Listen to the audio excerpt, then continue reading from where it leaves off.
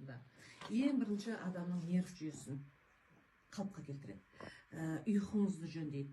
Біреулер қорылдайтын болады, біреу сөйлейтін болады, лунатиктер болады. Депрессияда, бұл да стрессте, қан қысым барлығын нормаға келтіріп тұрады.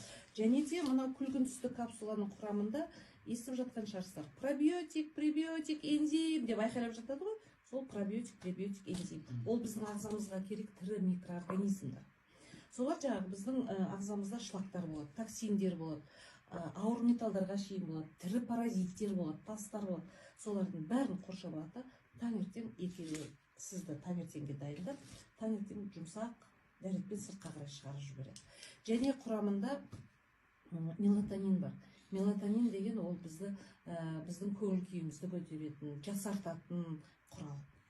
Мелатонин гормон молодости деп аталынады.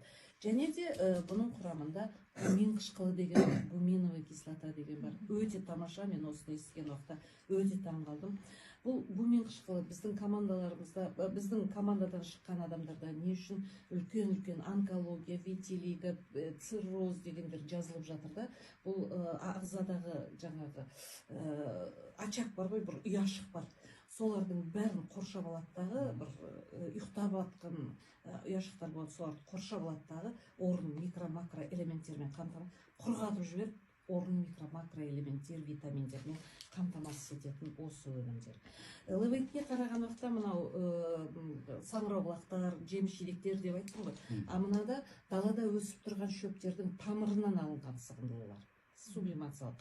Енді қараңыздар, бұның құрамында алоэ вера да бар, бұның құрамында расторопша дейді, пақ-пақ өнімі жаңағы одуванчиктар, бұның құрамында сена да бар, активированный уголь де бар, қара бұрыш бар. Біз қара бұрышты көбінесе білмейміз, ол онкопротектор екен қара бұрыш деген. Топинамбур бар. Пандемия кезінде біз не істедік? Имбир, чеснок, лимон іздедік, барлығы осының құрамында бар. Енді көп сондай алтай шөбі деген сияқты сондайлар бар. Енді 2 капсула бірге жүреді, түнде ұйықтап жатқан кезде. Таңертең 2 сағат ұйықтап тұрсаңыз, бір 9 сағат ұйықтап тұрғанда демалып тұратын боласыздар. Және ағзаларыңыз тазаланады, көптеген паразиттер, шлактар осы өнімдермен шығады.